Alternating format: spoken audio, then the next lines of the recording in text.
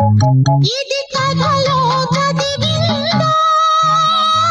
మెరుపై మెరిసిందా అది వలపై కురిసిందా రాసి ఉంటే తప్పుతుందా తప్పు నీదా మారమంటే మారుతుందా మాసిపోతుందా చేసుకున్న పుణ్యముందా చేరుకునే దారి ఉందా చేరుకునే చేయి ఉందా